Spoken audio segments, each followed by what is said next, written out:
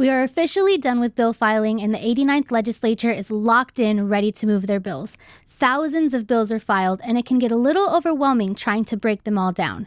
That's why we invite Texas legislators here to TPPF so they can break down some of their favorite bills.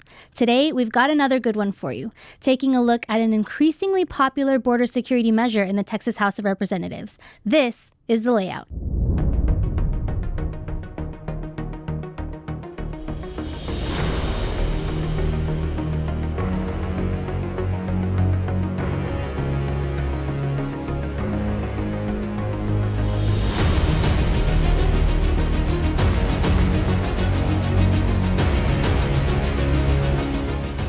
I'm Selene Rodriguez, Campaign Director for TPPF's Secure and Sovereign Texas Initiative. And today, we're going to dig into one of the 287G bills filed to keep Texas communities safe.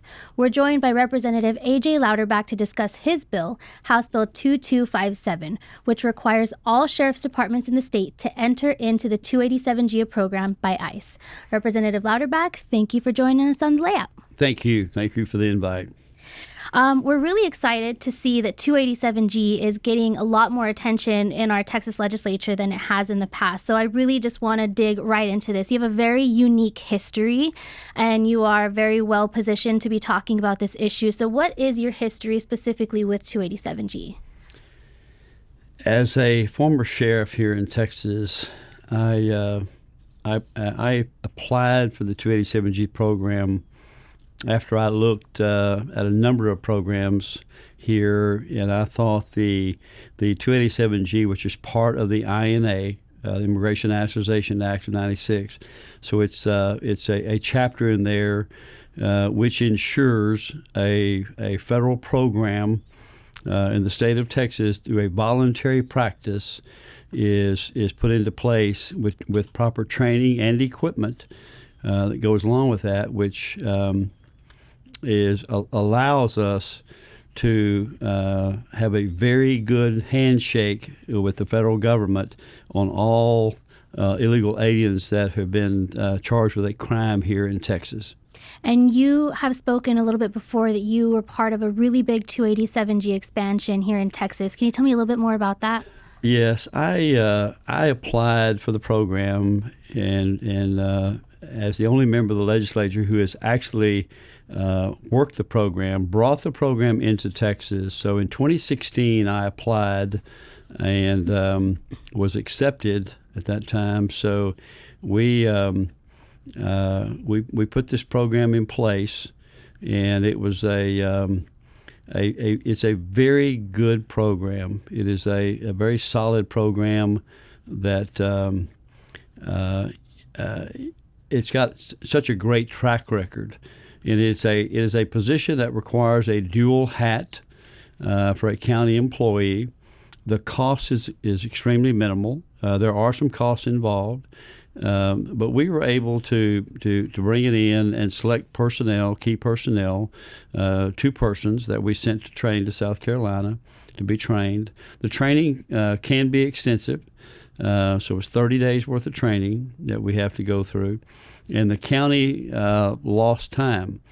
And as I progressed through this program, the one thing that proved to be critical was with most sheriffs, they didn't want to participate because of the training. And so this bill is the only bill which requires the comptroller's office to put money back with backfill the time lost from an employee being off at training for any length of time. Requires the county to receive money from the state to replace that lost time that they have, because they've got to hire somebody, they've got to pay overtime, they've got to do any number of things to fill those positions while they're gone. And so this bill does exactly that, which is the number one thing that we had, the biggest negative I ever ran into. And I was directly responsible at the time for 19 agencies to adopt 287G, and had a hand in all 26 that were involved in it. And up until beginning of this year, we had 2 other applications that were put in, which were actually put in years ago that were on hold by the Biden administration. That would take us to 28, and now I think the number has grown to 35 with the new application status that President Trump has rolled out. Yeah, let's not forget we weren't really accepting any new enrollments the last 4 years, were we? We were not. So I want to dig into that. You said the grants programs for sheriffs who would be participating. Is that one of the main reasons that critics oppose this bill when it comes to the financial cost to them? Is it because of backfilling that for training? I don't think it's a negative here. I think it's going to be a really positive thing for county sheriffs to receive. I wanted to create a bill that would be entirely successful from the sheriff's point of view. We have 243 jails. My bill requires all 243 to have some level of ICE cooperation, whether it's a warrant service officer below $75,000 or a full 287G program above $75,000. So I wanted to make sure that we didn't miss any criminal alien here that was arrested in any of our jails and put in any of our jails. And I wanted to make sure that they didn't lose money and the county wasn't out money for doing that, because that was, again, the biggest negative that we had on the entire program, on the 287G jail program. Going into that, your bill establishes more of a tiered timeline for counties to enter into that given their population size. So can you explain why you chose that approach rather than one deadline for all agencies? Well, again, it's based on what the sheriff said and what I was told and what a more successful program would be. And as we tiered into it, it was a level they can move at any speed they want. But as far as the required area, we gave them sufficient time to establish the personnel they wanted, to go through it and to actually get in the program and learn about it before we actually mandated it to be in place. So why now? Why does the Texas Legislature need to pass legislation like this session? I think it's a critical aspect. My vision is, and we crafted the bill where it would be easy for other states to copy this bill and put it in place with a wide array of people from the prior Trump administration. Were very actively engaged in my bill. I talked to Tom Homan this morning, and so he is clearly backing this bill. And publicly, I don't have a letter or anything, but I've had many conversations. He's had direct input on the bill, and many other people have too. And so ICE professionals, because we're putting a federal program and making it a requirement in a Texas jail. So I wanted to make sure that we had ICE approval on everything, and they have a heavy hand in writing this bill on what would be good for them, because it's their program.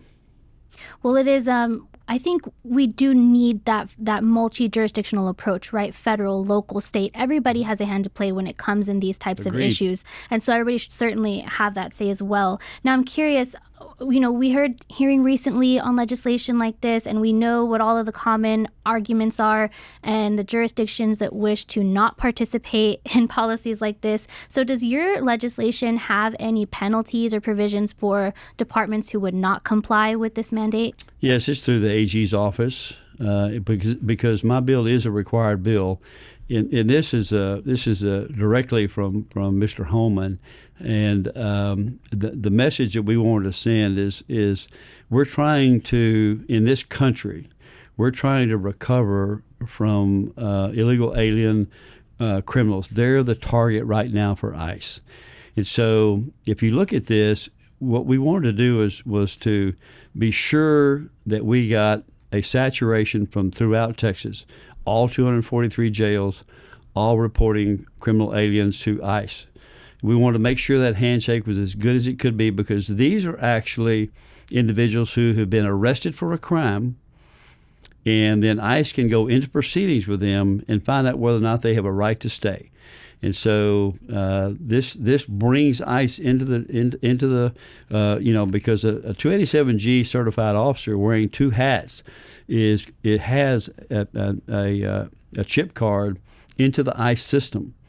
So he can plug in, or she can plug into the ICE system and start the proceedings for every illegal alien that's been arrested. And so we've got in a Texas jail, we've got someone with some training and someone with ICE connections that can facilitate all the information necessary from the immigration side. No, that all sounds excellent. But just in closing, one of the main pushbacks that we hear today on legislation like this is a federal responsibility, not a state responsibility. Texas should not be spending its time, its valuable resources on things like this. What do you have to say to people who say that? In my opinion, they're just wrong. It's everybody's. If they're here illegally and they've committed a federal crime, then just like all other federal crimes, we don't ignore any crimes in the law enforcement community. So federal crime, state crime, it's just that immigration has a particular system whereby that's not immediately known, but it is a crime. And it still is. It is well within the lane of law enforcement to investigate these crimes and make sure that we secure our state. Right. Public safety is for everyone. Absolutely.